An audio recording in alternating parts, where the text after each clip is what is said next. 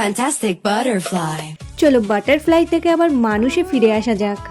ভাই সাব, কি যে পরিমাণ লাগছে এগুলো তোলার সময়, আমার দু গাল পুরো ব্যথা হয়ে গেছে আর কেমন লাল হয়ে গেছে। মানে মুখে আঠা দিয়ে কিছু লাগানোটা যত না সহজ, রিমুভ করাটা তার থেকে বড় ঝামেলা। কষ্ট করে প্রায় 7-8 ঘন্টা ধরে মেকআপ করে দেখো কয়েক মিনিটে সব রিমুভ করা হয়ে গেল। অনেক কষ্ট হয়ে গেছে, চলো এবার হেয়ারটা ওয়াশ করে ফেলি। আর জানো তো আমার হেয়ার আগে এরকম ফ্রিজি হয়ে যেত, তো হেয়ারের স্প্লিট এন্ড ঠিক করার জন্য আমি একটা ভাইরাল হ্যাক ট্রাই করি। তো হ্যাক অনুযায়ী প্লাস্টিক ব্যাগের মধ্যে হেয়ারটাকে এরকম ভাবে দিতে হবে। এবার কন্ডিশনার আর কোকোনাট অয়েল হেয়ার লেন্থে অ্যাপ্লাই করতে হবে।